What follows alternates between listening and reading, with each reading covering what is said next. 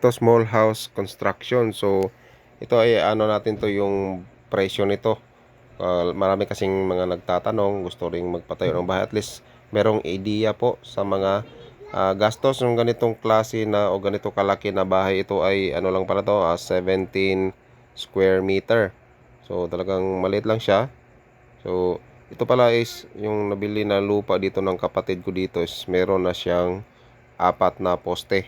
So yan, may apat na poste na siya. So bali hindi natin isasama yan sa ating magiging computation. Pero yung poste na to is hindi naman siya ganun kahaba. Yan, kulang pa to. Yan, mga 1 metro siguro. Pero yung isa, kalahati lang talaga, medyo matataas. Mga 2 metro pa yung kulang doon sa poste.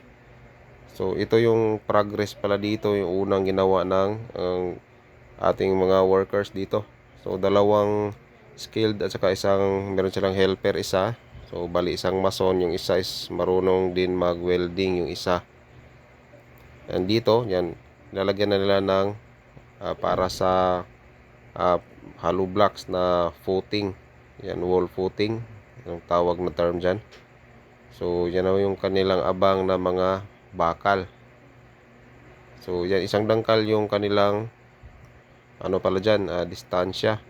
Pero yung isa daw is irerekta na yan, bend papunta sa flooring. So yan yung sabi ng mason.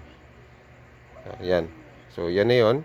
So binenda nila kasi lalagyan pa to ng backfill para umangat ng konti. Ito dalawang patong kasi bahain kasi sa lugar dito.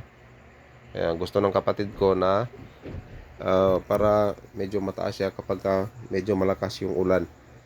So binend lang nila yung bakal dyan para daw yan dagdag tibay. So hindi ko lang din sure kung okay, pero yun naman yung sabi niya as per sa kanyang experience yung isang mason.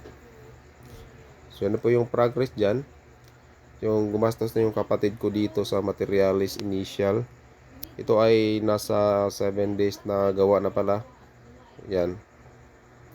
So nasa ano na yung gastos niya dito, 60k, kasama na yung sahod ng kanyang mga tao. So sa susunod po is update ko po kayo sa kung magkano na yung nagastos ng kapatid ko dito.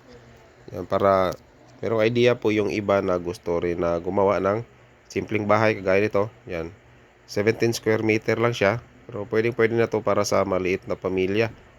So yan po, salamat po sa panonood.